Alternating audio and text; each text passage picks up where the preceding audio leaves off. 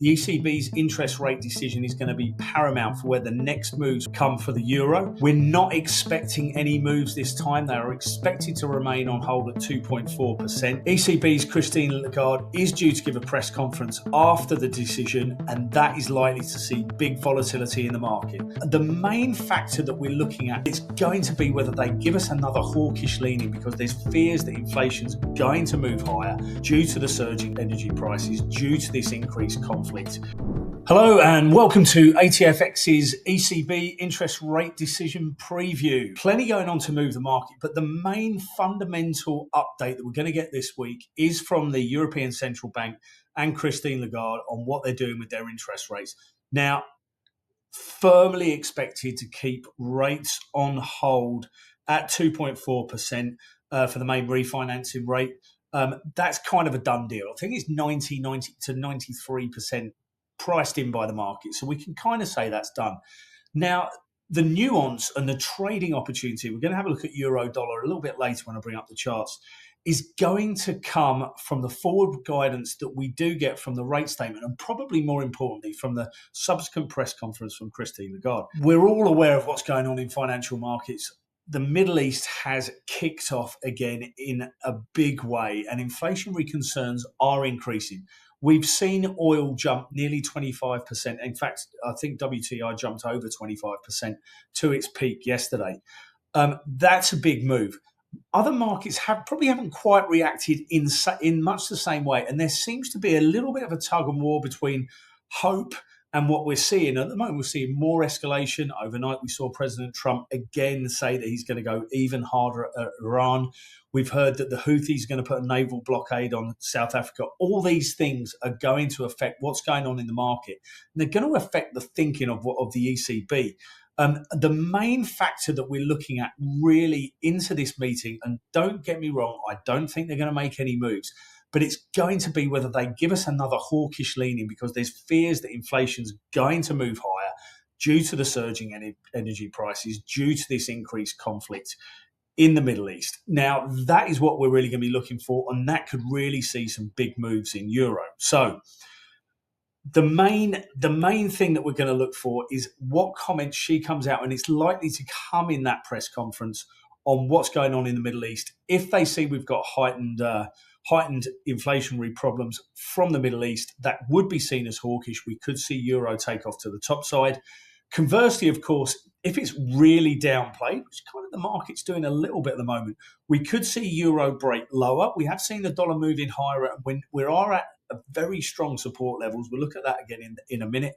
And the euro could break lower, and it could be on its break lower, I should say, and it could be on its way to 112, the figure. So we're going to cut over and have a quick look at the chart now, see where those trading opportunities, see where those big technical levels are, and see where there's some money to be made in the market. First of all, of course, I haven't reminded you, if you haven't subscribed to the channel, please hit the subscribe button. We'll keep you up to date with everything that's going on in the market. And as you know, there is plenty at the moment. So let's go and have a look at this euro dollar chart. And here's the daily chart, which we're looking at very closely. Those of you that tune into some of our videos will be more than familiar with this. We have been closing into this kind of flag pattern. That is a really good. I've left it out at this step all the way back from February. These lows down here, 101.42. That's obviously February back in 2025. This is the line, that low all the way. And as you can see, it's really well respected, these lines here. We're going to bring it into a little bit more sharper focus for us so we can really get to grips with the levels. But we've had some fantastic touches. So one strong touch, that's the main one here. Two, kind of 3, 4, 5, and we're approaching another one. So support coming in now, around about 133, 113.85, as I should say. We're only trading sort of 25 points above that at the moment. Resistance, another good technical line as well from a trend line perspective. Started here, 1, 2, 3, 4, 5 here. So good, really good technical lines on the daily on both sides, support and resistance. So if we do get something from Christine Lagarde and the ECB out of context, we can expect one of these lines to break, and we could see some good moves, allowing us to get into some longer term trades. So I suppose let's have a look at what I'm leaning to is probably the side that we could get, which is that hawkish leaning because of what we're seeing going on in the Gulf. We haven't got data, so there's no way I can see the ECB moving. If they were to go, it would be very aggressive and very preemptive, and I would expect this line to break. I would expect these lines to break and us to be back up near 116 fairly swiftly. Don't think that's going to happen. But what I think we could get is a hawkish leaning, especially in the press conference. It could take us up to these kind of levels. Initial resistance now, 114.53, not too far away. These recent highs, 114.82, 114.76, breaks here of the trend line and of these highs do open the way for a move back up to this 115.50 and then further resistance up around 115.90 at the moment. So that's one of the possibilities we could get. Could be a good trading opportunity. It does, of course, depend on how strongly and how hard they move on that hawkish side of things.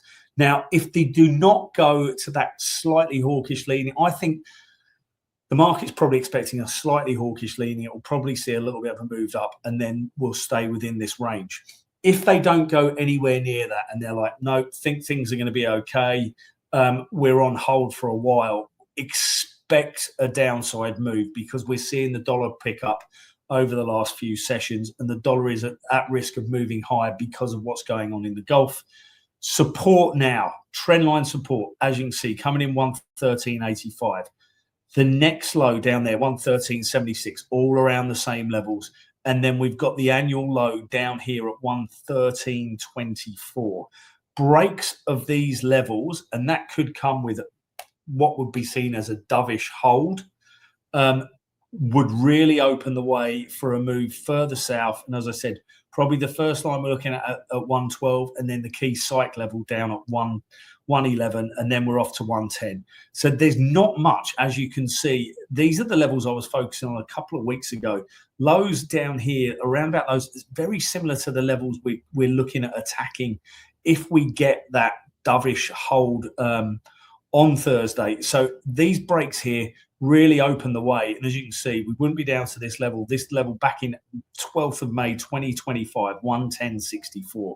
It could really open the way. So let's be honest, probably looking at a slightly hawkish hold from the ECB. Anything else should see some good moves in the market, some great trading opportunities and some big moves in the euro. Clearly, we've got to be looking at the dollar side of the equation as well. And there's a lot of water under the bridge that's going to come in the rest of this week. But euro could be one of the things that starts to really move. And if it does, there's some cracking trading opportunities. So thanks for tuning in. If you need anything from us at ATFX, please do let us know. Thanks very much.